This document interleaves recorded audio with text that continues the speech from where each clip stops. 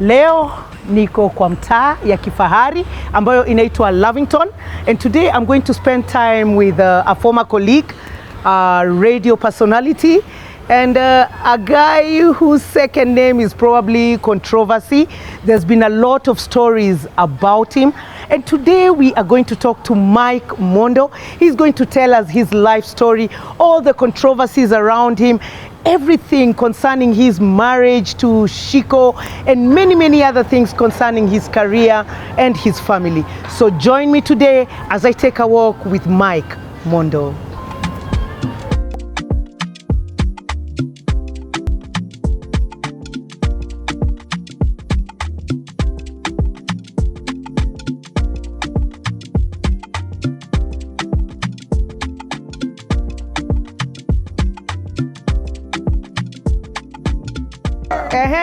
Ndio huyu mimi. Poa sana. Asante.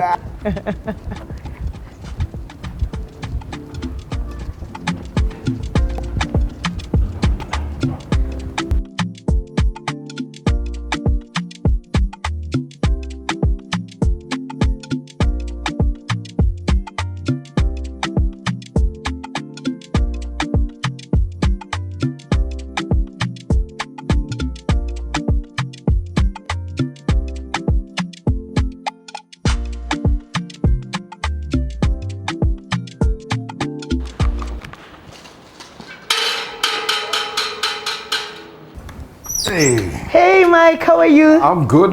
How are you? Niko poa. Yeah, it's nice to see you. Unaishi vizuri? Naishi poa. No, unaishi poa. Kwani mshahara kule pesa ngapi simunipochi jamani? Karibu.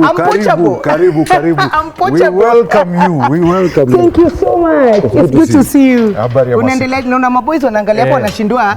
Kwani unaenda wapi na umewaacha? I'll see you. How have you been? I'm good, and you? Salama too. Welcome to my small neighborhood. To your small neighborhood. I love it. It's a beautiful neighborhood. This is where we try to at least to jenge familia. Mujenge familia. To know how life is going to go. Hopefully now one day maybe Mungu atafungua njia, then I come back and say let me buy. Amina. I love the sound of that. Yeah. And when you buy, you invite us for that housewarming. You must. Tukule na tukunywe. Na tulewe na tufurahie. Kwani uko nini my friend? Hata Yesu alikuwa anafurahi watu wakilewa. Yes, si alienda sherehe pia. Kabisa. Habari ya job? Job iko poa. I'm still there at Classic tukingangana trying to see if we can beat you guys. I know.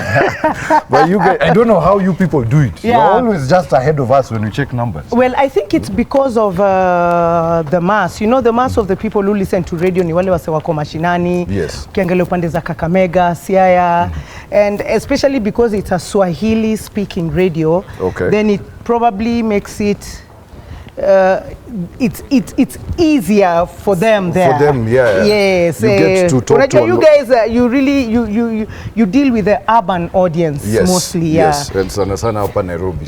Sana hapa Nairobi. So tukienda Nairobi hapa najua hapo kidogo mmetupita. Lakini tukienda kule mashinani ndo tunakuwa na hizo numbers. Yeah, you need to come one day and visit, tutembelee, ufanye hata interview you. Please do. I would love that. Exactly. That would be so nice. I would love that. One of these Fridays. And because your show is in the afternoon, so it does not interfere with mine. It doesn't interfere with yours. That's very true. But it's good to see you. Kazi iko salama tu. Kazi iko poa. We are trying to, see if we can finally get a breakfast show that is ours. Yes. But kuna wale wamekaa pale, sasa lazima tungoje ma OG. Wamekita. So now, even talking about the breakfast show, because a lot of times you sit in for Maina when he's not around. Yes. How is that? Do you feel like it's a big shoe? Asanteni. Do you feel like it's a big shoe to fill? I mean, Maina is a guru. He's been there for the longest time, you know. Yes. Yeah. I mean, initially it was. Yeah. It did feel like there's no way I am able to do that show. The first few weeks, actually. Yeah. And also, you get a lot of hate. You know that thing of starting a first show. Yes. And so, but over time, I think I've grown into it. However, it's still bigger shoes. Yeah. Especially commercially, sometimes you find instances where brands say, you know, as we want minor. Oh yeah. Yeah. And so when they know Mike is doing the show for a prolonged period of time, they can opt to say, let's wait for minor to come back. Yes. And so that's how big it is. Yeah. And to do that show and do it well, the one thing I'm proud of is that the numbers have not been affected, even as I cover for him. Okay. And now it's even more permanent because I'm doing every Fridays. Kwani every Friday anakuanga ona ukubwa wa jamani Mungu Mungu nionekanie mimi pia Friday nisiingie kazi. So he doesn't get to work on Fridays. No, he doesn't work on Fridays. Mine, and you have to come to this show, man, you know. We need to. And I mean, he does Monday to Thursdays. I do I do Fridays and public holidays. And so there's a way that it works. It works, yeah. That's how big Minor is, and that's why I tell people, even though I can do the show well, but hey, man, to get to that level of experience, it takes a bit of time and training and experience and everything. Okay. Yeah, but it's a nice job. I love it. You love it. I do too. I enjoy radio. I mean, just interacting with someone you don't know who loves you. Yes. And you end up even knowing their voices, like akishika hivi simu. Yes. Unaambia, hey Lucy Ngado mambo. You know? Yeah. That's very true. Yeah. Na saa ingine huwa najaribu, I try and make the show try and feel a little bit like my own. But ni kazi. So I mean, I shout him out, man. What Minor has achieved, I truly respect. True that. I truly respect. But otherwise the job is great. Okay. I hope one day, siku moja Mungu atupatie show mimi na itakuwa fiti. You know, ulikuwa Hot 96 nikiwa Radio Citizen. That's where we met. Yes. Hapo ndo mali tulijuania. Yes. Yeah. Wacha tupishe huyu ndugu yetu hapa. Ndugu yetu hapa. Haya hapa maze, security wangu wanakupenda. Wamefurahi kuniona sana. Wamefurahi hapo, wamenipigia masalute kadhaa. Which did radio or acting, which one gave you more like publicity, more fame? More fame. It was definitely TV. When I did Papa Shirandula, because I started with Papa Shirandula, then that's when I got onto radio. Washira called me and told me, I want you on radio. Yeah. So I was able to feed off on radio. I was able to feed off the audience that watched me on TV. Yeah. So now, Mike, tell me, where did you grow up? Mimi mzaliwa wa Mombasa. Mimi mzaliwa wa Mombasa. Nilizaliwa Mombasa, hospitali inaitwa Mombasa Hospital. Yes, back then, 1981. 1981. Yeah, I still remember. Whenever I visit Coast, I usually pass by the hospital. Unasema this is this is where I was born. Okay. So I was born there. Nikaishi. Initially, we used to live in Vipingo. Tukahamia Vipingo. Tukahamia Nyali. Tukakaa Nyali for a while. Alafu kutoka Nyali tukahamia Mtwapa. Mtwapa pia tukakaa kiasi, and then after that we ended up now moving to Nairobi now. So when you had grown up, we finished high school and everything. So that's how, in fact, Nairobi I came because of going to college. But wewe ni your Coastarian basically. Mimi I went to school Loreto Convent Mombasa. Kwanza nilianzia Mombasa Academy. Yes. Alafu nikaenda Loreto. Alafu from Loreto went to Alidina Visram High School Mombasa also. Then after that, it's, you know, everything else now. My Nairobi journey basically began from there. So you're a what born of how many kids? 4 boys. 4 boys. Yeah, we are 4 boys, no sisters. I'm the second born.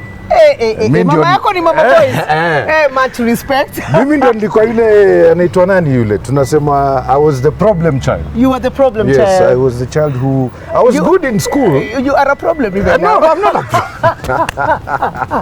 Yeah, like seriously, I was ilikuwa tu ile sipendi kufuata the rules. Like I never used to understand why you saying, let's say, I should be in bed by 8. Kwani si kesho nitaamka tu. So ujenzi wako ulianza back then? Kitambo. Hata shule, my teacher, big shout out to her, by the way, but she passed away, Mrs. Odhiambo. Used to tell my father all the time, ai wewe. Huyu kijana wako. Huyu kijana. Mbona aski? Like, why can't he just follow what is supposed to be done? But I've always gone against the rules na feel tu yani kwamba bana si maisha ni yangu, acha maisha ni yako. I love the sound of that, by the way.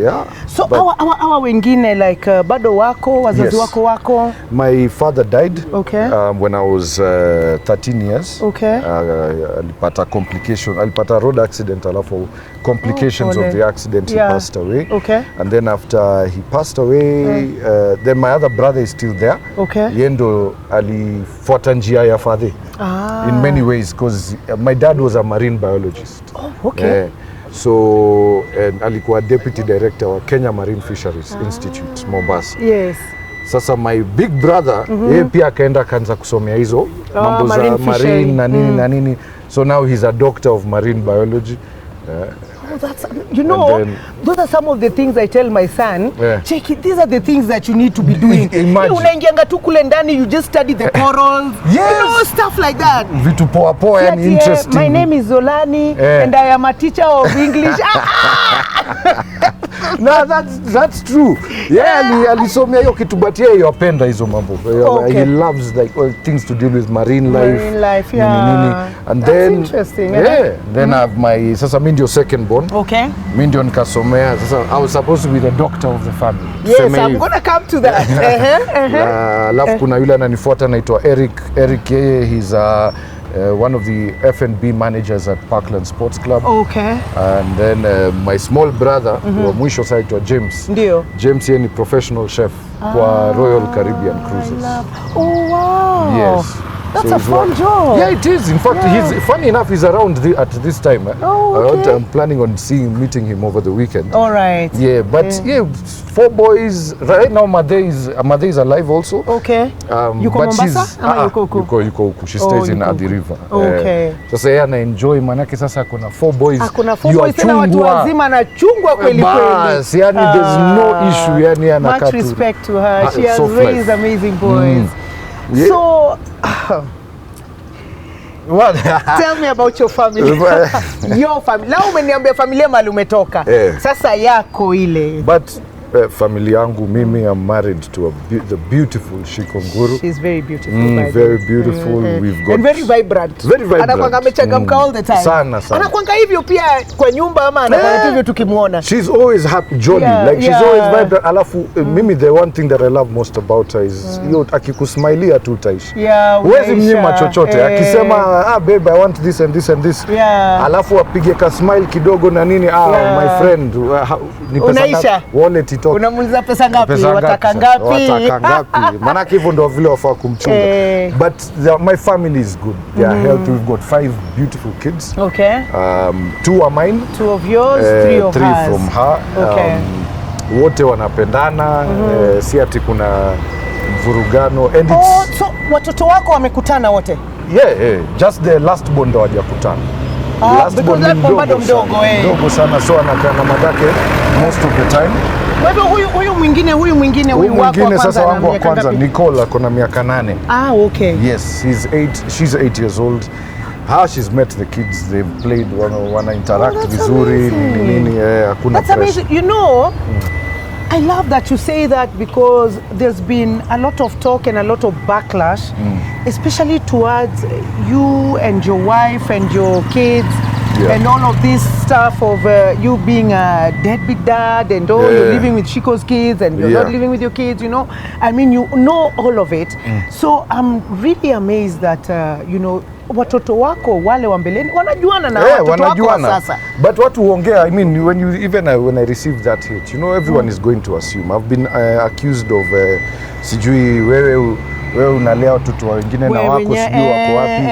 And na mimi huwa nasema mtoto ni mtoto, by the way. And my children are happy and healthy and hakuna kitu wamekosa. Yeah. There's nothing they lack, and I have a very good relationship with Nicole's mom, and there's no issue that should make it impossible, and people need to understand life must move on. True that. Kama mimi sikusikizana na mama ya mtoto fulani, ni sawa, mimi haina haja tukae sasa na mapresha kila siku ati kwa sababu we want to keep up with that image. There are a lot of families me uona nowadays, unakuta watu wako so unhappy na wanakaa nyumba moja. Ni kweli. Sasa unajiuliza hata walali room moja. Hawalali hata room moja. Wako wengi hata watu wenye tunaona hata mitandaoni, ukiona mitandaoni unatamani mpaka maisha yao. Exactly. But hiyo kamera tu ikisema cut, everyone goes their own way, and even kwa nyumbani wanaishi kivyao. And it's really a sad thing.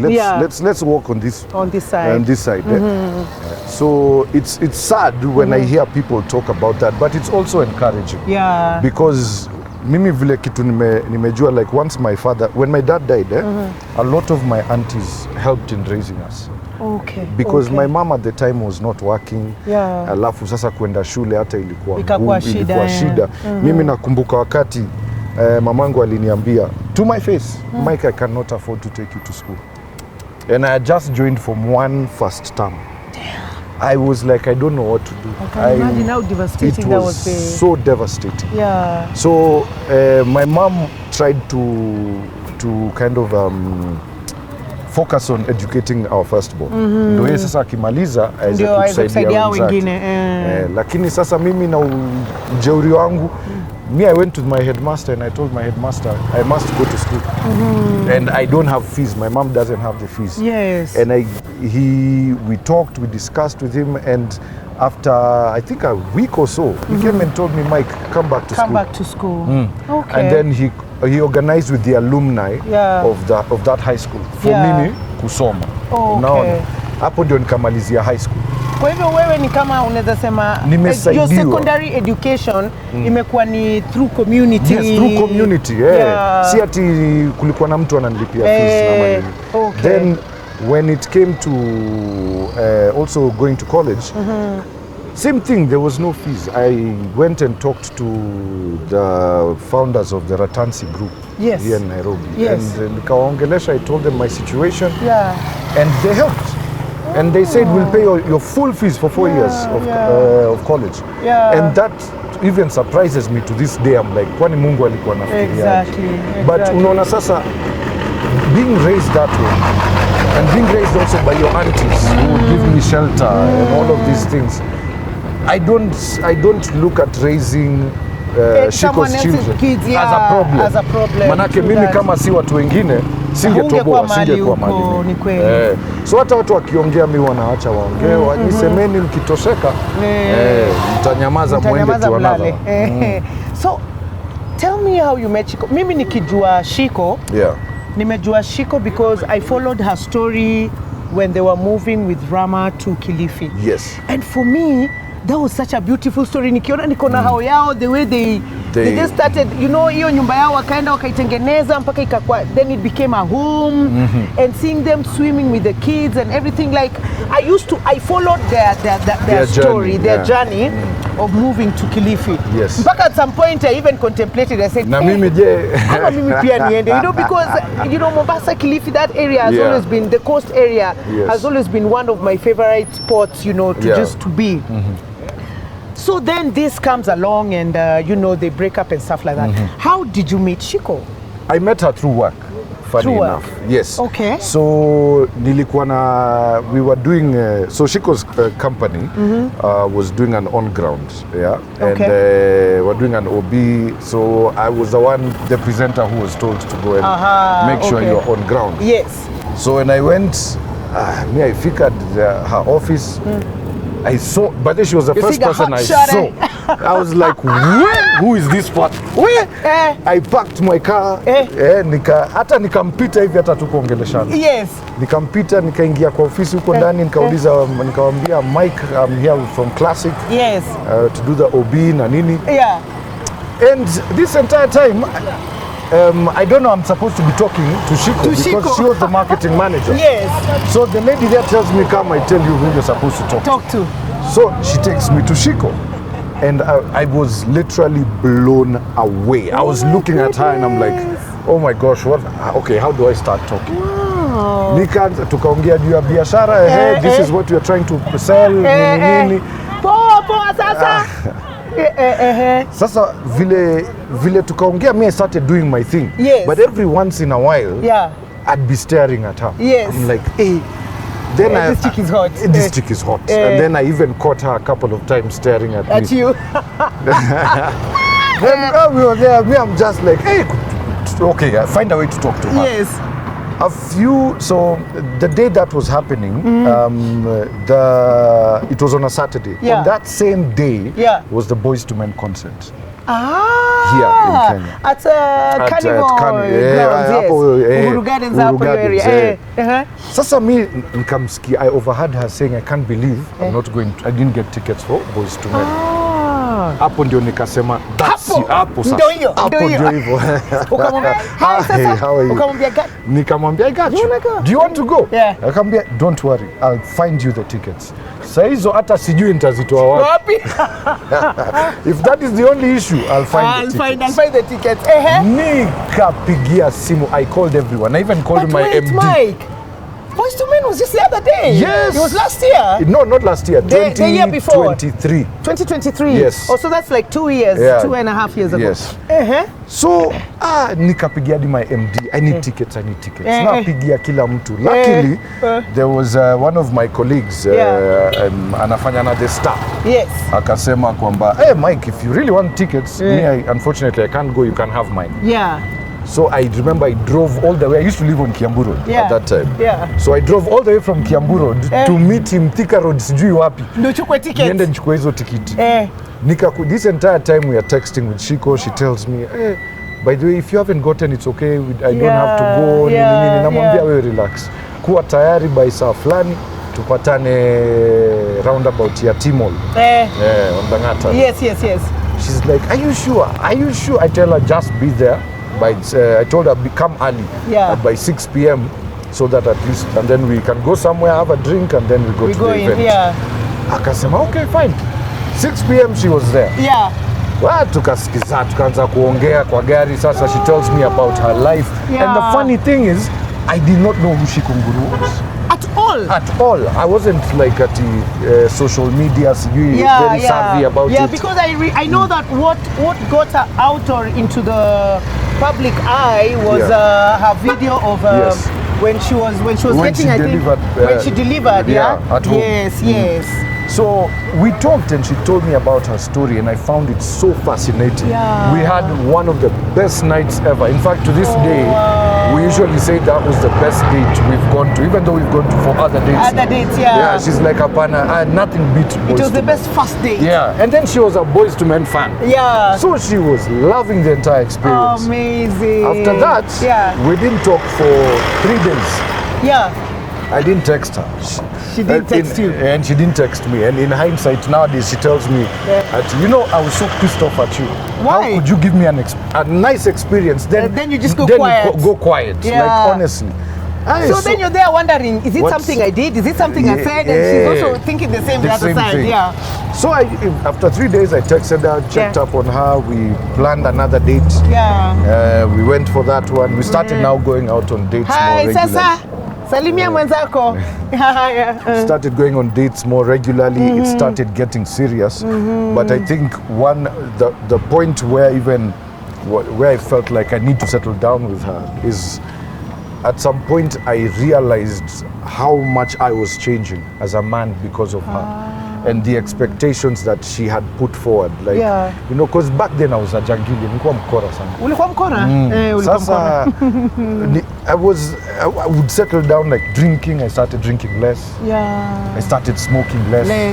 I was doing fun activities with the kids and everything.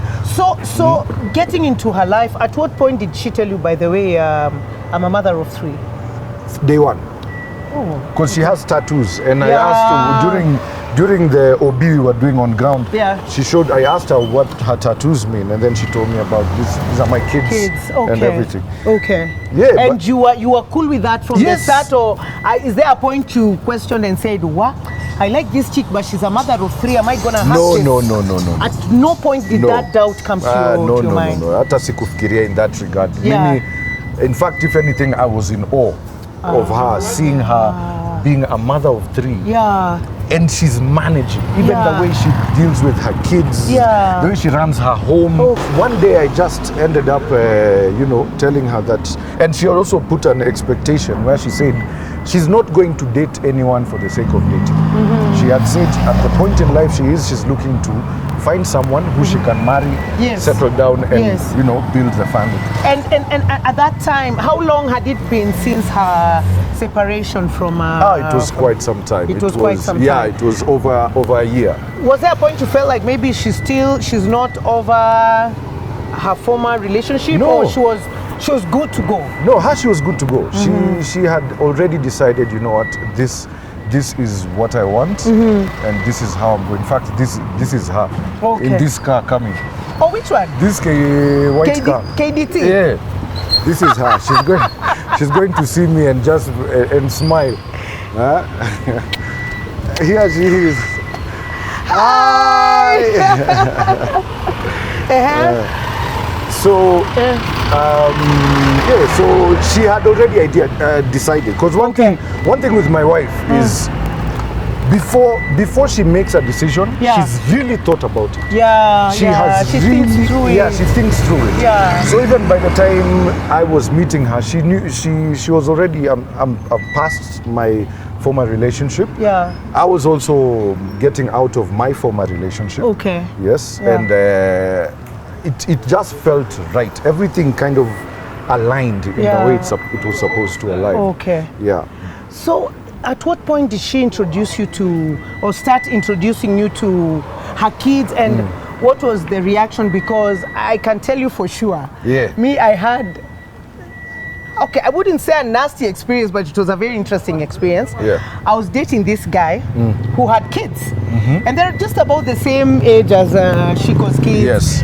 7, 8, 9, thereabouts. And so one day I'm at this guy's house, and his kids come to visit. Na mimi nimejitolea. Nimepika pilau. Made sure everything is na perfect. Na wacha nikwambie, Mike, pilau yangu kwa top. Like mimi nimefuata Waswahili, nikikana Waswahili, nikikana mtu amepika pilau poa, I say, so what did you do? I'm never afraid to ask, how did you do it? How did you do it? So I have really perfected my art of making pilau. And so I say, I am going to surprise this guy's kids with what? Pilau. Mpaka nikatengeneza kachumbari. Wacha huyo mtoto aingize hivi kwa mdomo. Sema, Daddy, I don't like it. Oh my God. Yani, the labor of love that I have put into this thing, man. Alafu unasema, Daddy, I don't like it, you know? So it's just like, sioni kama nitaweza, you know? So how was it, her introducing you to her kids? How did it begin? And also because she has an older daughter who, of course, understands or understood everything that was probably going on between you and her mom. How was the introduction? No, it was very seamless and it was, how do I put it? Like, there's something I like saying. I like saying, if you, saa zingine, you can tell. You can tell the kind of parent a child has by seeing how a child behaves. And Shiko raised some really well-rounded children. Kids, So even when we met, we clicked immediately. With the kids? With the kids, with all the kids. Oh, wow. It was like, it was so easy, and it felt natural. It felt just the way it's supposed to be. And even the, what do you call it, the youngest. The youngest, to this day, he doesn't even leave my side. Even to get out of the house right now, vile umenitoa. Ngumu, haizi kubali. Me, you know, mi uangalia picha zenu kwa social media. Nasema, yani mmependana mpaka mnafanana. Mmependana mpaka mnafanana. All love. All love in every single way. And that introduction was great. We, you know, getting to know each other. Of course, you try and learn, you know, the kids' different needs, what it is they enjoy doing. And for the most part, I look at it like it's the responsibility of the parent, now me who's coming into their life, to make sure they like me. You understand? Because it's not their responsibility to like me. Bado ni mtoto, he doesn't know better. Mimi ndo nafaa sasa nikuwe like a very good example of a person who is taking care of their mom. And that's how I think, even for the eldest, how she kind of just accepted me, because she would see how I take care of the mom. And because of that, it was easy, and you know, everything now is good. We are best of friends. Baba ya watoto mpaka akaandika barua ilikuwa inaitwa resist and desist. How was that when you got to know that there was someone who was taking good care of his kids? Have you ever met and maybe just sat down and as men and come to, you know, like a middle ground or something? I mean, I have tried. I have tried to have that meeting done, but there's, how do I put it? There are certain things that are just too complicated. I mean, he has his reasons why. I mean, he was asked if we could arrange for a meeting like that. He has declined severally. So for me, I find like there's no need of pushing that agenda. True. As long as I know what Shiko wants her kids to be, then it's my responsibility to now, you know, raise them in a way that she would feel like, okay, these are good kids. They're being raised in the right way. So does he ever, like when it's maybe his visiting time or when it's his time with the kids, does it make you feel like, no. And because he does, of course. Even with, do you know what I tell the kids? I always tell the kids, you know, you guys are so lucky you have 2 dads. 2 dads. I tell them all the time. Don't ever feel like, oh, you know, this is a complicated situation. You have 2 dads, both of them love you, and both of them will be there for you. So go out there and be happy. So even when I have no issues with them seeing their father, and I don't see it as an issue, because that is their father. And so when it comes to you also seeing your kids, does it in any way bother Shiko? She's happy to even in have fact them home. She's the one who says, insists, wait, hatujachukua Nicole, we go and pick Nicole. In fact, let me tell you, and you think this is crazy, but Shiko has gone with me to Mama Nicole's house. She's met Mama Nicole's grandparents. Yes, like it is so seamless. And even she's met my entire family even before, like it's, everything is so well done and so easily done. And so because of that, I don't feel anything baya, haski kitu kibaya. In fact, she's always so happy. Akijua Nicole anakuja this weekend, she's coming. The boys are so excited. Akijua kwamba my daughter is on the way. So it depends. That's why I'm saying it's important for us as parents to be the ones who allow to make friends with our children. And with those kids, and to make them feel like, imagine there's no beef here. We are living, we are fine, and we're okay. But you guys are such a unique. Let me try and fix this, because where? Imekata. Kuna mahali kuna ka lift kidogo hapo. Nimeiona hapo. Now there. So it's not complicated. For her, she's very happy to take care of my kids. In fact, even if you talk to her at some point and ask her, how many kids do you have? She'll tell you 5. She has 5. She's I play that fatherly role for all the children. She plays the motherly role for all the children. You know, it actually takes a very unique man and woman to do what we are doing. Two are doing. And I understand that. Even I remember one of the earlier concerns I had was how will my mom take it? You know, that is exactly where I was coming to. I was worried, but when I talked to my mom, you know, my mom is a very very liberal woman. Yeah. Yes, asi wale wa mamati wako strict, lazima vitu ziko hivi na hivi. Sasa me, when I talked to my mom and I told her I'm getting married to Shiko. Yeah. Because she had met, before I proposed, we had gone on vacation with now my side of the family for Christmas to Naivasha. Okay. And we spent time there, but we hadn't proposed. I hadn't proposed yet.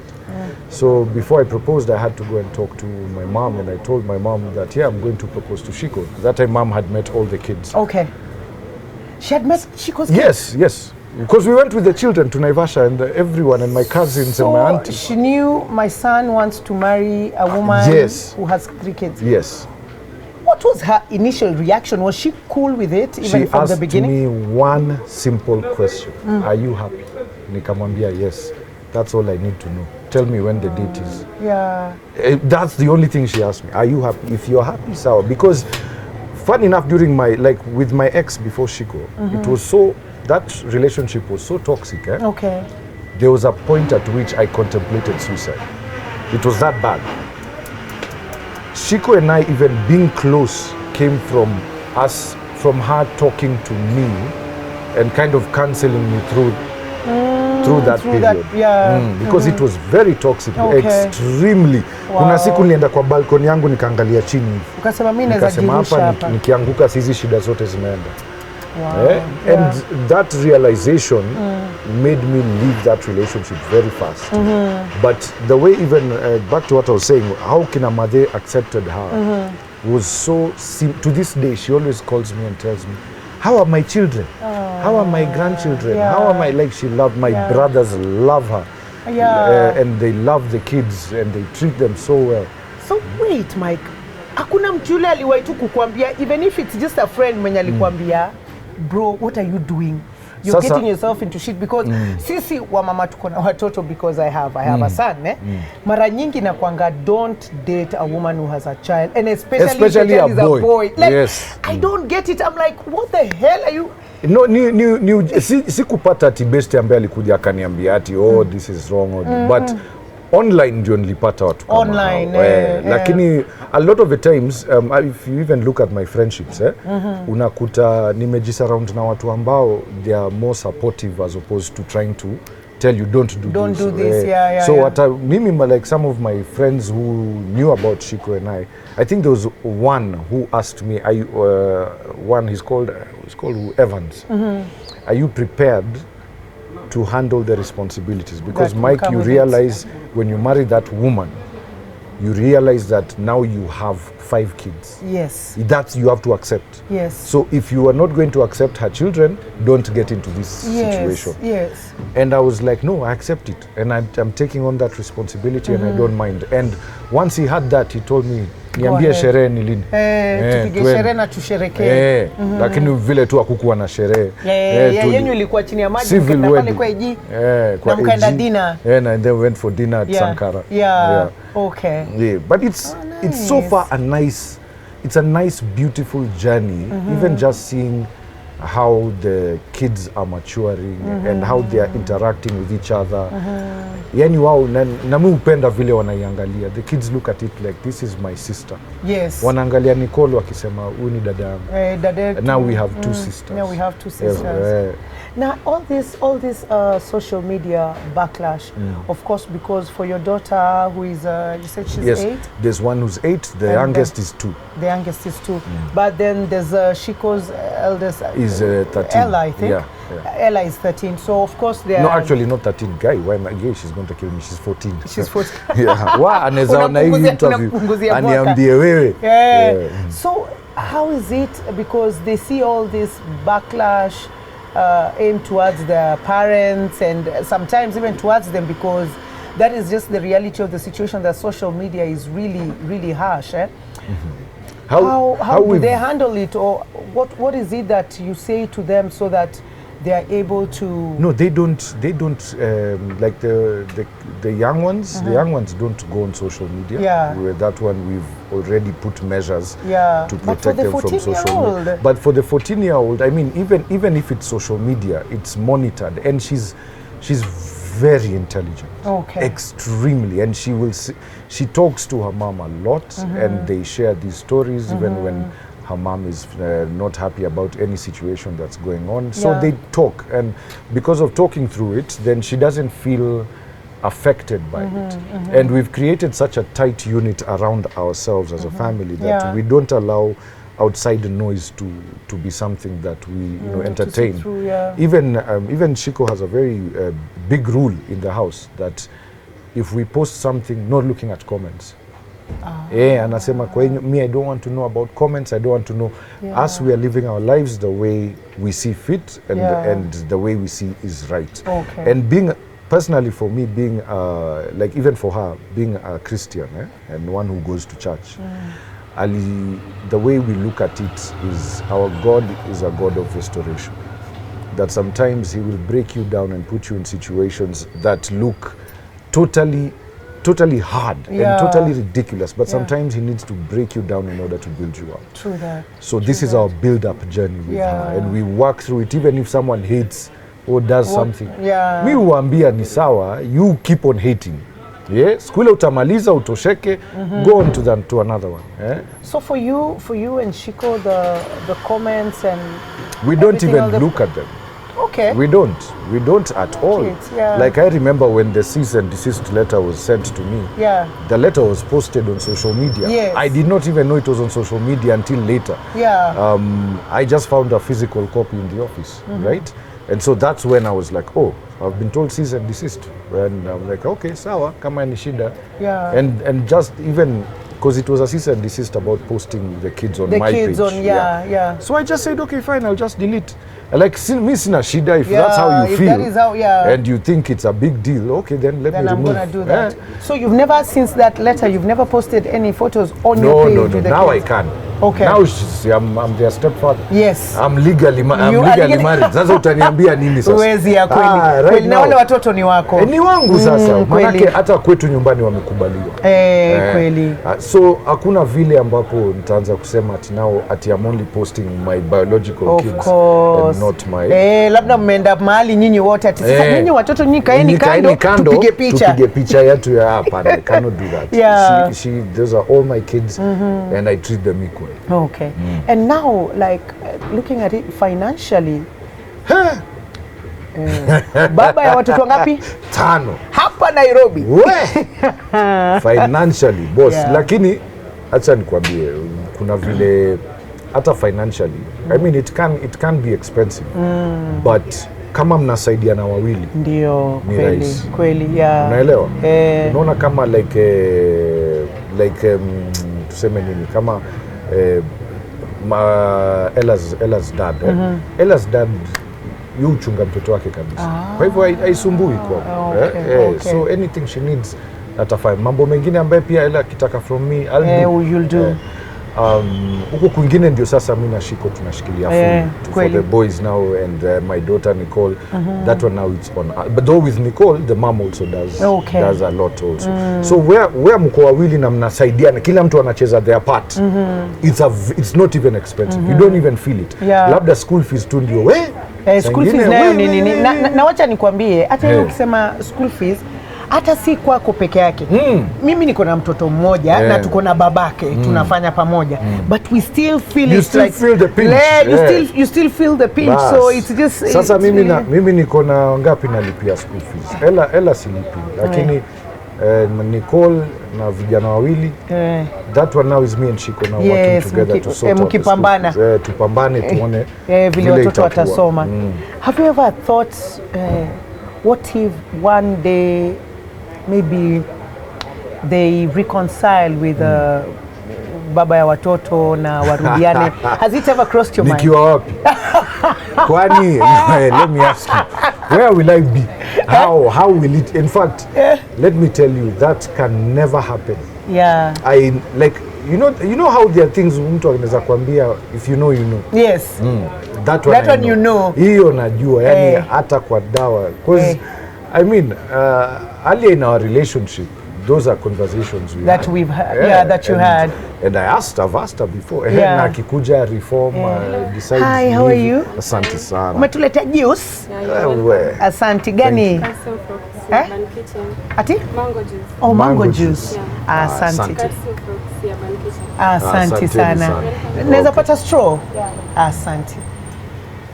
Like I was saying, hizo ni conversations hata tuli have. And I asked by the way point blank, like back then, so what if you guys end up reconciling or whatever? What if he changes and decides he wants to come back and all of those things? And like I said earlier, Shiko doesn't do things without thinking.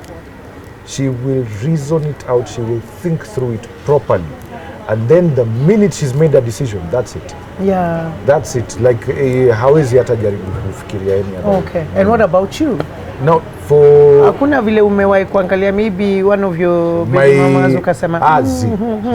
Sio watoto mimi nilipata juu ukora. Kwani niliwapata aje? Ilikuwa during my time. Wakati ulikuwa kijana. Naruka hivi na pale hivi sina msimamo. Yes. So Nicole was a product. Me and oh, thank you so much. Nini samosa nini? Samosa. I love it. Thank you. Nicole's mom and I never dated. Yeah, my daughter's mom and I never dated. We were just ni sherehe tu. And then one thing leads to another and here you are. With a baby. This is nice. I need to come here and buy. Hey. Kwanza hii ni kwa neighborhood kabisa. So like hiyo ilikuwa ukora. Huko my last born ilikuwa kwa Kamui stay fulani. The baby ended up, being the product. Was it a scary moment for you when you, because back then wewe unapiga tu sherehe nini? Then dem anakuja na kwambia hey, niko na ball. Niko na ball. It was very scary. Extremely. Because what was I going to do with a child at that time? I was like 8 years ago I was wild. I was very wild. So I was like, now huyu mtu hii ataniharibia sasa. Starehe zangu na nini. But having Nicole for me was a blessing because nili slow down pia. Mtoto alipokam sasa pia mimi nikatulia nikaona diapers si mchezo bana. So unakaa unajiambia nitanunua Black Label ama nitanunua diapers. Kabisa. Uenda ununua diapers. Na ulipoambia mamako ya kwamba kuna udemo kuna bole yangu? Oh no, my mom is very supportive. She was happy. That was her first grandchild. I want to meet your mom. I think you need to meet my mom. We get along. She was very happy. In fact, huyo alikuwa, because unajua Nicole is her first grandchild. Yes. Sasa vile aliposikia hivyo alifurahi. She came to the hospital. Both families met. Okay. Now my daughter's mom and the dad, my mom and her sisters, they met. We had a meeting. Tukasikizana vile maneno itafanywa. So me and Nicole's mom made it very clear we are not getting married. Okay. Yeah, we told both our parents groups, both sets, we are not getting married. As we are going to co-parent and raise. We're going to co-parent. And so far so good. Yeah, so far so good. At least they were very receptive on their side, on my side also. And so we've raised the child until where she's at now. I mean 8 years later. Ngoja sasa for the next 8 years sasa nijue ni vipi. Unajua itakuwa vipi? Itakuwaje sasa nianze kufikiria university fees because at this rate zile fees tutalipa. My friend, and I hope unachanga. Unajua watoto wetu hatutaki pia waende zile shule za tume strike. Kuna strike kwa hivyo mwezi mmoja. Peleka tu mtoto university nzuri. Hata sisi watu tunasema, I mean Shiko and I we always say if we pray to God that we align our finances well so that all these kids can study abroad. Let them just go abroad and experience something different. Exactly. Experience a different world. Yeah, a different world, different environments, different education systems. I totally agree. Yeah. So hebu niambie hii maana yake kuna wakati ulikuwa ukwe daktari ukawa nurse. Ilikuwaje ukawa nasi alafu sasa nasa anaitwaje kwa Kiswahili? Muuguzi? I think ni muuguzi. No, niliingia nursing school because ilikuwa requirement ya mzazi. My family really wanted me to be a doctor because I was actually pretty good in sciences in school. Okay. Yeah, so vile watu alafu pia ile shule nilikuwa nasoma Alidina, they had only pure sciences, so you couldn't drop any science subject. Okay.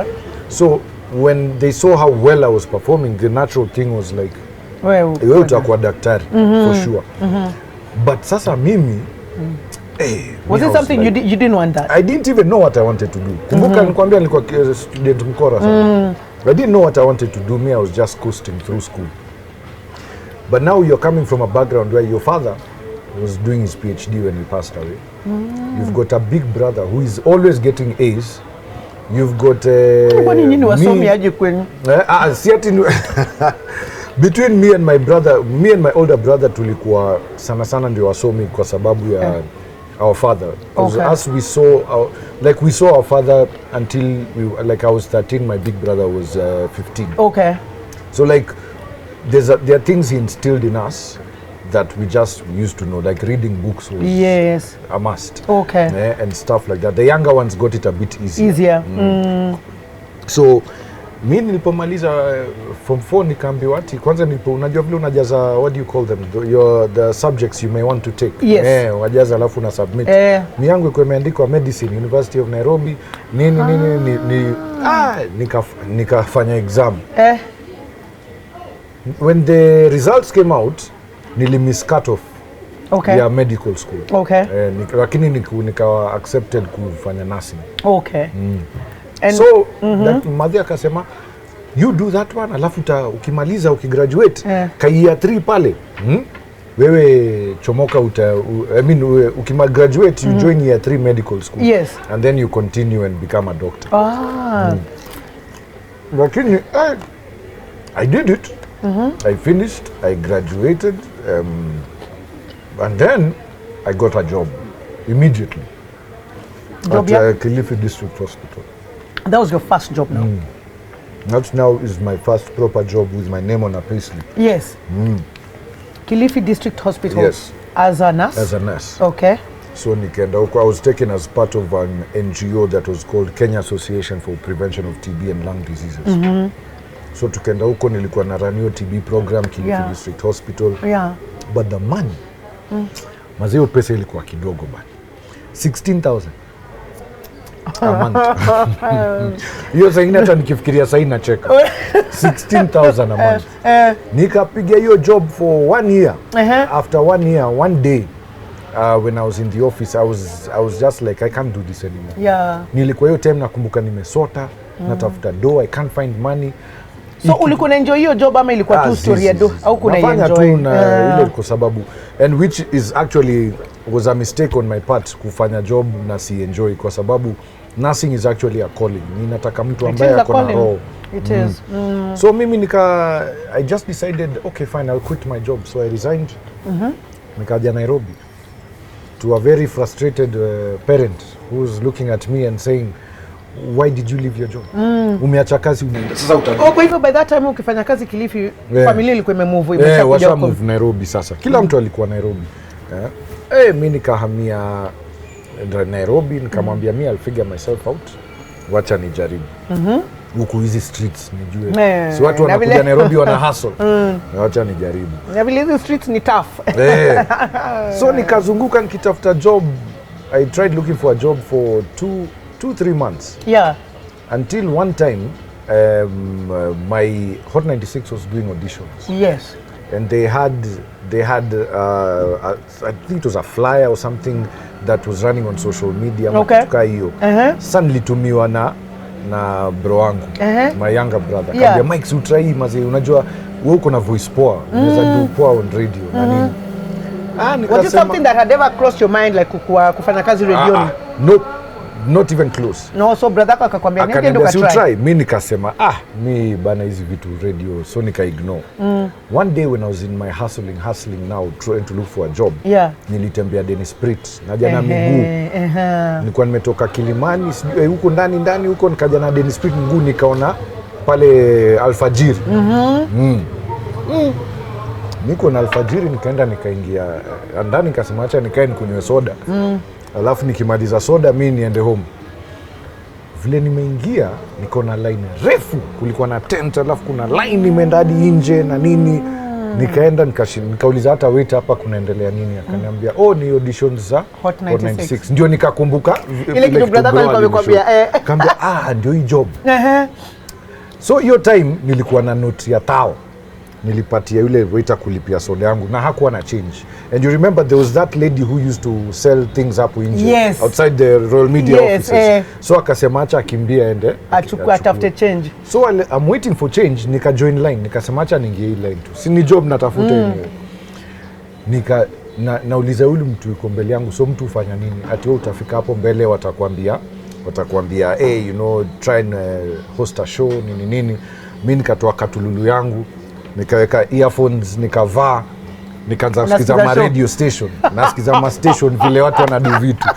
Tukaenda tukafika, nilikram lines fulani. When we got to the front of I met the one who was doing mine was called Mure. I don't know if you remember. Yes, I know Mure. I remember Mure. So I met Mure was there. Then I just went, akanambia, hey, pretend a show has just ended, introduce your show. Mimi vile nimekram kwa kichwa najiambia but that was Tupac Shakur with Dear Mama playing on Hot 96. My name's Mike Mondo. I've got another big tune coming up, but before we get there, let me tell you about what's happening in the headlines. Nikaanza tu kubonga. What? Vile because I was always a sharp kid in school anyway. So I used to learn very fast. Yeah. Nikashika, Murea kakaka niuliza, have you ever done radio before? I'm like, no, I've never done radio. Yeah. Akaniambia, hebu take the script, go into that next stage. There's someone there, tell them, mwambia kurecord your script. Nikaingia hapo, akaniambia, ilikuwa script ya sports news. Kitu fulani sijui ya Gor Mahia na nini. Nikasoma kaa news sasa. Nikamaliza, akaniambia, we'll get in touch with you. Yeah. Mimi nikaenda. I did not even think about it after again. that. Yeah. I knew this thing is done. About 2 weeks later, Mure calls me and tells me, hi Mike, this is Mure from Hot 96. Yeah. Could you kindly come for a voice test? Hata nisijui voice test. Mimi nikakubali tu. Nikaenda nikapiga voice test. Tukarecord nini sawa. Then he called me after another 1 week. Could you kindly come? I want you to do links with you. Like you sit with someone, we talk, we see how it sounds. Yeah. So I came, then I did it with Nick Ndeda, who was there at the time. Tukafanya practice runs 2-3 nini, akanambia sawa. At the end of the month, he calls me and tells me I have a contract for you. What? Yeah. Then I'm like, what? Kumbuka, this entire month I'm not making money, I'm broke. Mazee nikaenda nikaonyeshwa contract. Mama yako amechoka na wewe, uliacha kazi. Umeacha job, angalia sasa unateseka. Then I see the contract. The contract, my first salary for Hot 96, sio naweza sema. Imeandika hapo 50,000. Wala na umetoka kwa 16. You see, nilisema hapa kwisha maneno. 50, I'm taking it. Boss, nikaruka hivyo. Kwanza sio najua mazee ni pesa mob. Hiyo ni pesa mob. Na wewe ni kijana una responsibility yoyote. Responsibility. Nika sign contract na nini. I went home, I even told Made, nimepata job. Mom was like, sasa now, sasa hii kazi ni ya nini? Hii radio kazi ya radio. Ni kuongea tu, like she wasn't even feeling that vibe. I said sawa. I ingiad, nikaanza job like I think a week later. Then started doing the show. Worked at Hot 96 now for 3 years. After the 3rd year, this Mzungu man came and requested to have a meeting called Pete Sinclair. We go and meet with him at Java, Yasarit Center. Tumekaa tunaongea, kaniambia, hey, me I want you to come work for XFM. Nikamuuliza, sawa, I can come work. By then sasa nishazoea kazi vizuri, sindio? Kambia I can come. Unaifurahia sasa, nimeenjoy, like I've grown into it now. He tells me, how much do you want? Mimi nikasema tu figa ile likam kwa kichwa. Nikamwambia, akaniambia, that is too little. Akaniongezea ingine juu, akaniambia, I'll pay you this. Move to XFM. What? Nilimwambia, no, you are joking now. Because now this was, I remember I came from 50 to that. I told him 100. He told me 150. So I'm like, okay, cool, I'll sign. I'm sure that looked like a dream. You're looking at it, you're like, what is going on? Figure is zero. Nikasema sawa, I'll sign. Went, gave my notice to Afune, and I joined XFM. Okay. Nikapiga XFM, my sister. Nilikuwa naona hapa hakuna growth ba. Nimekwama. One day naingia kazi. Nikiingia kazi, now after another 3 year cycle. I come to work and then I'm being told, no, you're entering the wrong studio. Ingia your studio ya Classic. I was going to the XFM studio, Kambangia studio ya Classic. I'm like, no, I can't go into Classic studio na Larry Asego anakuja. Nikaambiwa, we, Larry ameresign. Wewe ndio unaingia hapo. Wewe. No, in fact that first time was not Larry had resigned. Larry had traveled. Okay. Yeah. And so you have to do the show. Nikaingia, my gosh, nikashindwa sasa hizi ni gani. Nikapiga hiyo show. That same evening, our boss PQ called me and told me, how would you like to move permanently to Classic? And I told him, I mean, if the money is right, we can move. Yeah. Akaniambia, come see me. So the next day nikamuona, tukaongea, akaniambia, I won't add your salary, but I want you to start doing the evening show from 7 p.m. Larry akimaliza show, mimi niingie. Nikamwambia sawa. Nikaanza kupiga hiyo show. Nimepiga hiyo show, siku moja nimekuja job, napata email naambiwa, Maina is unwell, and Larry resigned, sorry. First, Larry resigned, then I was given the drive show. Yes. Then one day I was told, Maina is unwell, you have to do breakfast show. Amka na uende ufanye show ya Maina. Mimi sasa sijui show, mimi na concentrate na show yangu drive nini. Na umeambiwa uende ukashikilie Maina kageni. That is the day that now my mother accepted radio. She used to listen to Maina? Yeah, she used to listen to me, to Maina. Oh, yeah. So when I did that show, she was like, my gosh, now I see what you are telling me. That's my son. I see what you are telling me. Sahi nimeelewa. And then once I did that, it just ended up being that way. Kept on doing Maina's show. Yeah.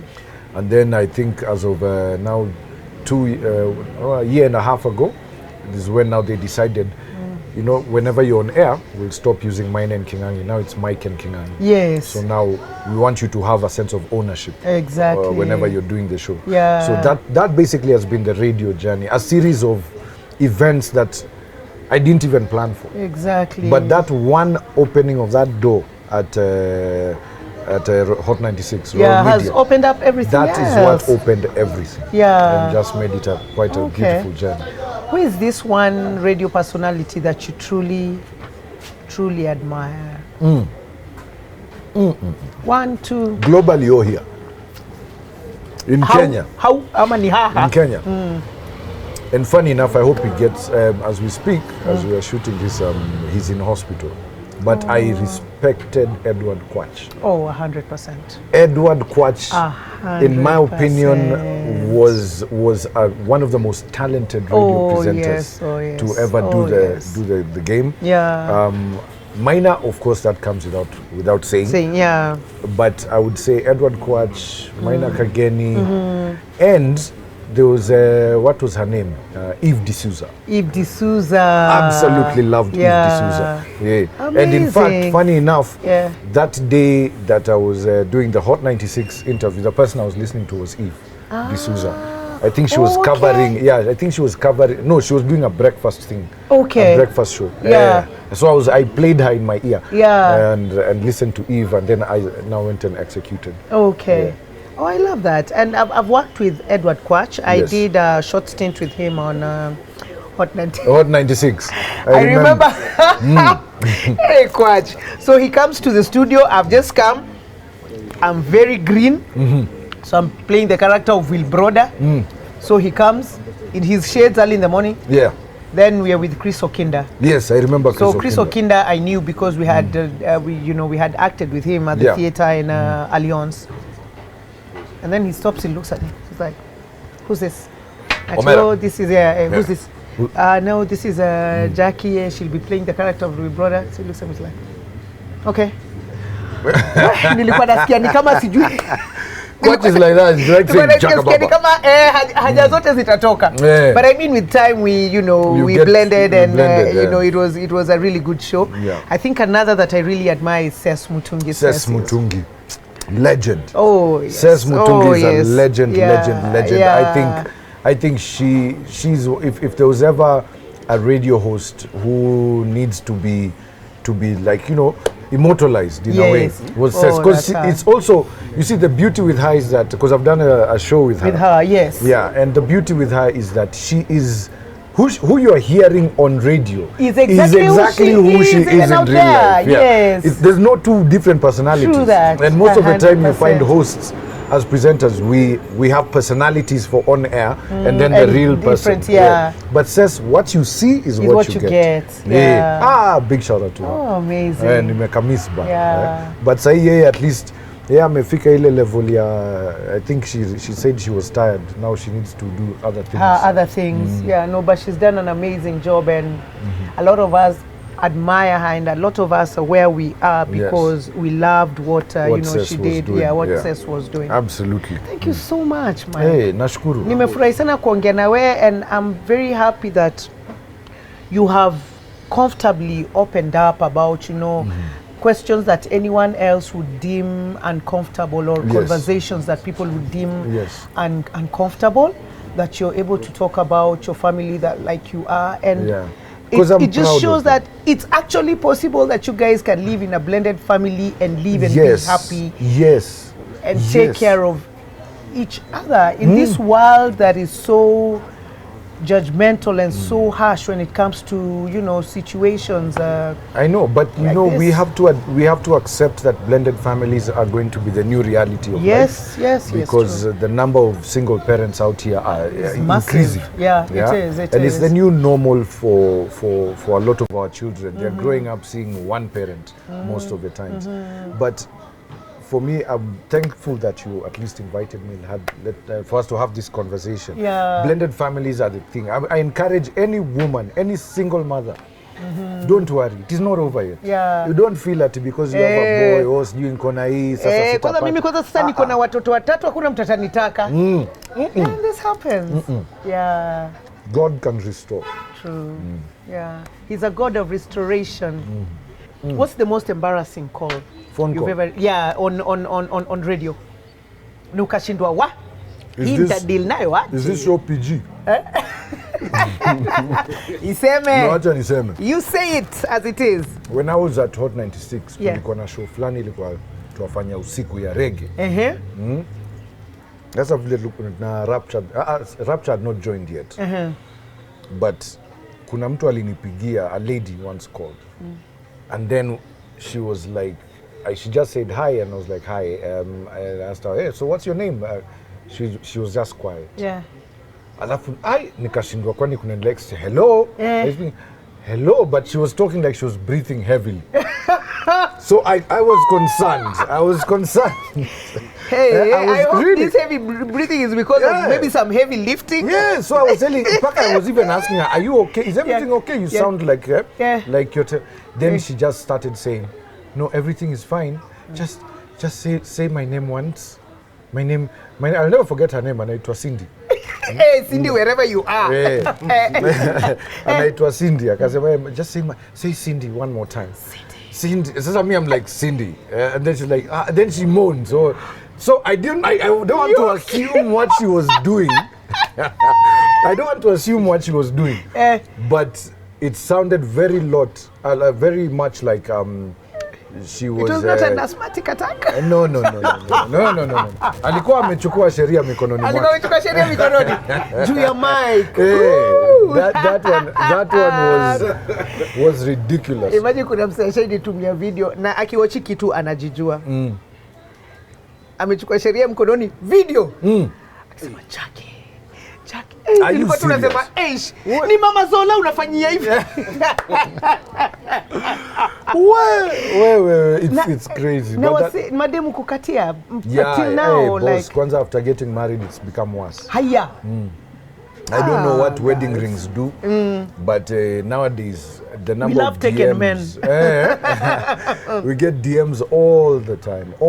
Mtu anakuuliza, niaje, hi, I really love your show. I know you're a married man, but the craziest one nishaambiwa, Dema alinitumia akaniambia ako kwa the bar that's next to our office called Bavaria. Yes.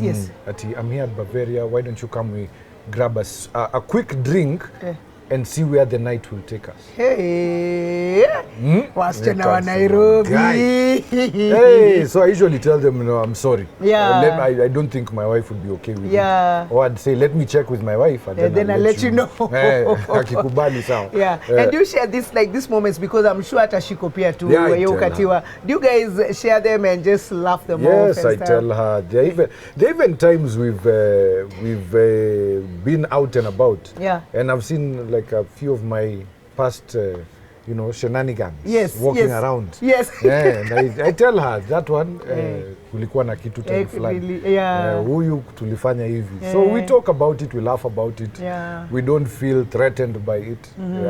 Because like in every relationship, heshima ni muhimu. Kweli. Tunaheshimiana, so we don't do it in a way that is supposed to make anyone feel like, bad or something like that. Okay. And do you go to public places? Like, do you comfortably go to public places, or you go to places and you find people, taking photos of you and stuff like that? Do you get that? Supermarkets are the toughest ones. Yeah, but out most of the time people would be scared. Like if they know you, because it's radio and I'm not on TV or anything. So a lot of people don't know it's me until I speak. Then once I say something, because you have a very distinct voice. Aren't you Mike Mondo? Yeah. But supermarkets, I don't know how they know. Yeah. Ukiwa kwa line unakaa hivi unaenda, and someone will just staring with you. Someone's just staring kidogo. Yeah. Oh my gosh. Can I take a picture? Nini, and all of Do you refuse or you take photos? No, I take photos. Okay. Even as early as yesterday, I was at an office on Mombasa Road. Yeah. And you enter and someone just literally left his desk and ran all the way just to say, hey, I've been a big fan since XFM. I really want a picture and everything. And so it happens and I allow it. Yeah. I'm okay with it happening. Okay. It's just that there are times when you're having a bad day where it can feel sometimes a bit irritating. Because kuna siku ingine unakaa hivi umegombanishana nyumbani, kazini umegombanishana, alafu mtu anataka picha. You feel like I really don't have the energy to do this right now. What's the one rule you guys have in your home as a family? Because there are families that say, once you get into the house, all phones are off, and they even have this basket at the door where you all drop your phones so that it's just family time.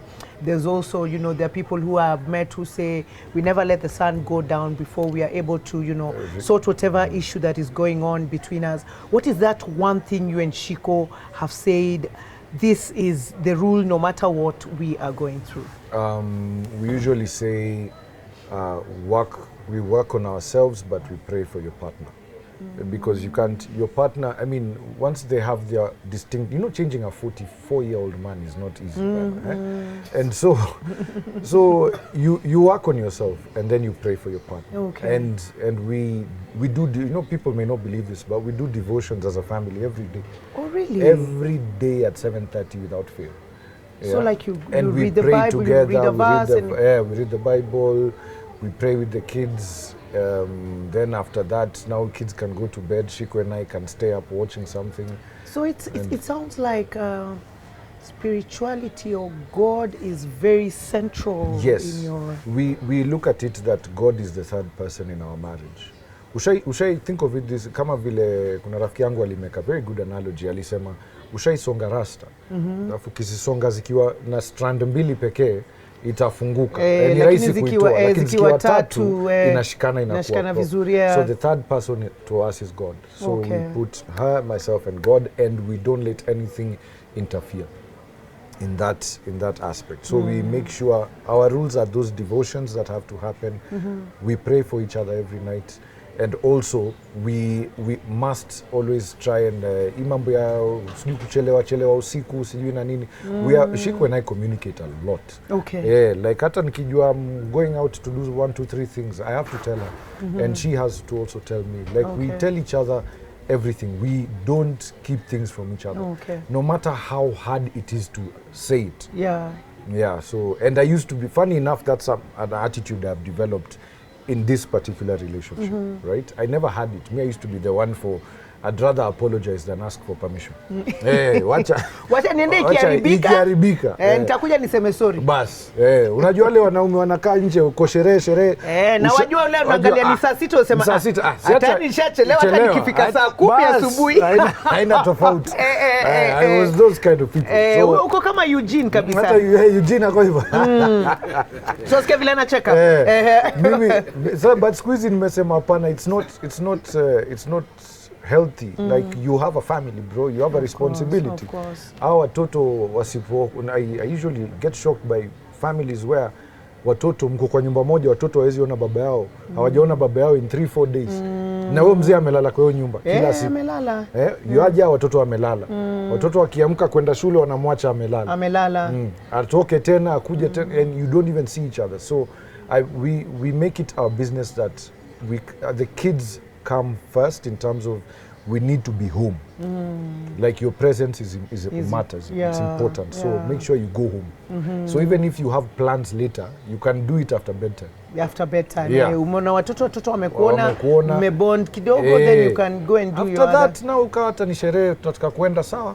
Kids are asleep. Umenikumbusha story tukiwa kwa mkutano kwa shule ya mtoto wangu, and there's this the teacher, the head teacher was telling us a story of just encouraging parents to be in their kids' lives, and you know, being in your kids' life does not mean umelipa school fees kuna chakula. Like let the kids see you, and you need to see your kids. Alikuwa anasema there's a child who kila wakati diary yake haikuwa inakuwa signed. Diary yake haikuangi signed. Anasema why is it your diary is never signed? Anasema it's because you know, mommy always comes home very late, so I never get to see her. And in the morning when I'm going to school, she's asleep, she has locked her room. Exactly. Do you know what this kid did? He took the diary and put it kwa mlango ya mama yake ya bedroom. Akasema, so that when my mother is getting into the bedroom, she will step on it. Then she will see it. Then maybe she can sign it. You're doing makosa. I know. You have to be there. Your kids need to see you. So, I mean, you're not being told that just because you're married and you have a family and you have children, now you can't have fun. No, you can still have fun, but priorities first. True. Hata Biblia inasema there's a time for everything. So if it's time for you to spend time with your kids, spend time with your kids. Then after that, ukitaka kwenda ukuje nyumbani 5 AM, by all means go. Lakini watoto wamelala kama wanaona baba. Wamejua tumekuona baba yuko hapa. Na asubuhi wakiamka wataamka wanipate with my hangover, lakini niko hapo. Uko pale nyumbani. Kwa nyumba. Unataka kupata mtoto mwingine? No.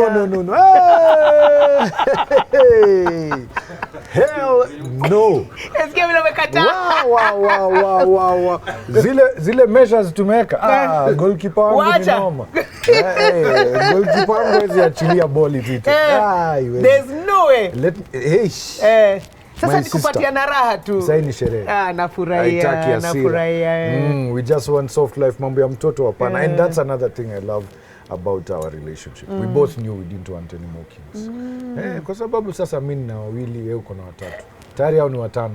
Why are you adding a 6th one? Because I had some of my friends were telling me ati, you know Mike, you need yule moja wa unifying. I'm like, are you crazy? Nani anaanza kusumbuana na diaper sahi? Na kunyonyesha. Haiwezi. Na kukuwa na sore nipples. Nipples. Ask me about it. Arimis, rafiki yako. Arimis anakuwa rafiki wako karibu. But no. Well, you should ongeza one. Imagine staki.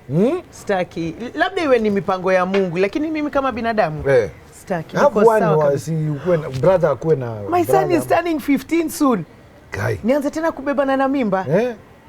Ndio. Na mapua iko kubwa. Sitaki kuvaa bra. Rangi yangu na kwa daka. Anakuja na sani yake. Tuliambiwa bwana. Wacha tuone. Mimi kama binadamu sina hiyo mpango, lakini labda Mwenyezi Mungu sijui mipango yake ni gani. Okay. But asante sana Mike. Yani nimefurahi sana kuzungumza na wewe, kuspend time na wewe. It's a pleasure. Umefurahi? Always. Mimi nimefurahi kwa sababu we usually, I think, can I recall the last time I saw you? I can't even remember. Me, I can recall. When? It was on Kiambu Road. Ulikuwa na hangover from here to Timbuktu. Ulikuwa umevaa shades. Alafu sijui kama ulikuwa na Shiko if I'm not wrong. Ile place inakuanga wanachoma pork, wanachoma nini, wako na supu. Oh yes, on Kiambu Road, I remember. Yes, I was with Shiko. Yes, hiyo ndio siku tulikutana. Oh my gosh. Hiyo ndio siku ya mwisho. Now imagine then till now. Yeah, then till now. We need to. That's why I'm pushing this agenda. Yes. The day I will need a co-host, if I will ever need one. Ntakutafuta. Asante. So sasa sisi kwa hii show yetu tunapenda kukula. So you kula after every show. So now I'm going to take you to Mambo's Meat Grill. Okay. It's just down the road. It's just down the road. Twende tukakule, tunywe, tufurahie. It's a beautiful weekend. Wanaeka shots. Kuna shots. Tutakunywa shots. What are we doing? Tutakunywa shots. Sawa sawa. So that's where we are headed to now. Okay, thank you very much. So guys, here we are. So Mike, tunaenda Mambo's Grill. Mambo's Grill. Beste yetu, he's our partner. He's called Habat Sibanda. Sibanda. From Zimbabwe. But now he's fully he's Kenyan. Ameshikanya mpaka amekuwa Mkenya. Pesa nyingi. Pesa otas. Pesa otas. Leo nabebwa na German. Leo nabebwa na German machine.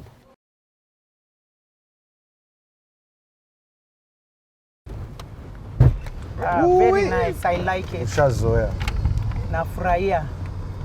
Kale katabia unakuanga nako juni wanaume wanakuanga na tabia nyingine tubaya umeshindwa kuiacha. What's that one thing that really pieces of Shiko about you that enyewe umetry kuchange ndio umeshindwa? Me being stubborn. Stubborn. When I'm stubborn, mbaya sana. Kwanza in an argument, sitaki kulose. When wale I will not lose this fight. Yani hiyo kitu inamfrustrate vibaya sana. Ananiambia Mike, listen, sunisikie tu, you know. In fact, there's this thing she always tells me, two things can be right at the same time. You may not agree with me, but I could also be right. Yes. But Mike ni nani? Mike lazima bishane, mi wanga mgomvi sana. We ni mgomvi, na yeye ni tabia gani hiyo anakwanga nayo ile anasema ngatu?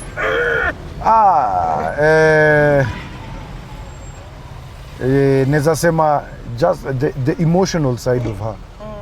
Because Shiko ako na roho very soft.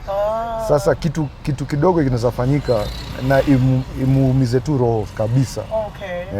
Even the whole day for her will be ruined.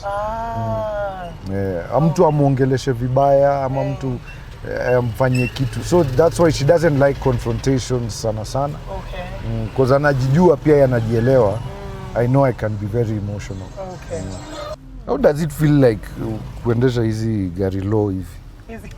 Gari yako ni mimi yangu nilikuwa I used to have a BMW lakini ilikuwa inaramba barabara yote. Ile BMW ilinionyesha mambo. Kila bump yoyote hivi. I think at your time tukikutana Kiambu Road ulikuwa na BMW. I was driving the BMW. Ayo niuza. Ilikuonyesha mambo. Ilionyesha mambo. We sold it and bought another one. Hapa nililetwa na ses. Hapa Mambo's. Hata umeniambia hiyo jina ndio nime connect Sibanda. Sibanda. Sibanda has been feeding us for a long time. Every time we finish hapa ndio this is where we end up. Twende tu. Fanya ile kitu.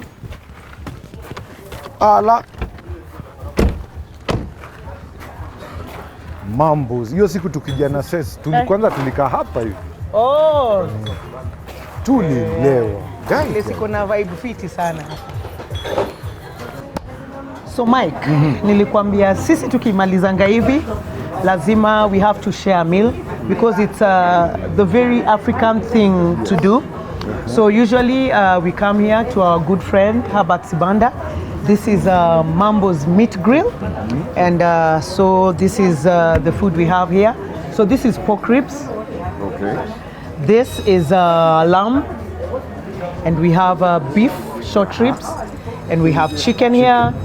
We have some saute, and we have fries here. And me, you know me, I'm an ugali person, so we have hapa tuko na mboga pia ambayo tunataka kukula, all courtesy of Habat, a very good friend of ours and now a partner of the Netwalking TV. So dig in, So guys, we're just about to eat, so tunaenda kuzima cameras. Thank you so much.